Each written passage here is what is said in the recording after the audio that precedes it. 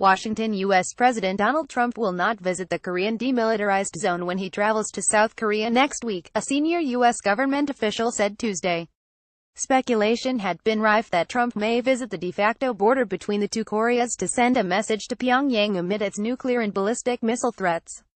But the official cited scheduling issues and said the president will instead visit a major U.S. military base during his November 78th trip to South Korea.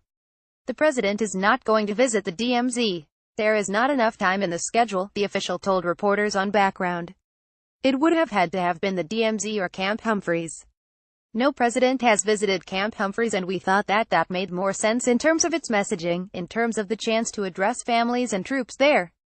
About 28,500 American troops are stationed in South Korea as a legacy of the 195,053 Korean War, which ended in an armistice, not a peace treaty.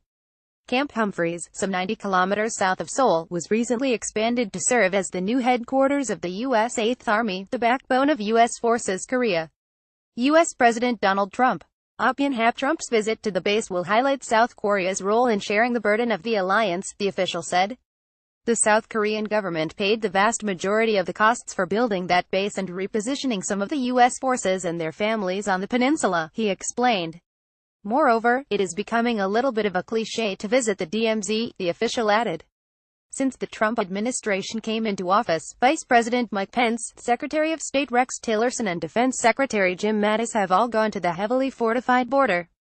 Trump's visit will include bilateral talks with South Korean President Moon Jae-in and a speech before the National Assembly.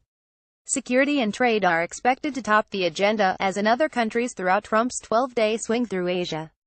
Seoul and Washington have already agreed to address U.S. concerns about their bilateral free trade agreement, the official noted, and will continue those discussions during the presidential visit.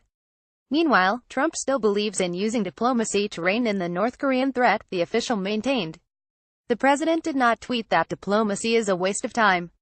He tweeted that direct talks with North Korea was a waste of time, he said, citing the administration's campaign to pressure other countries to cut off ties to the regime.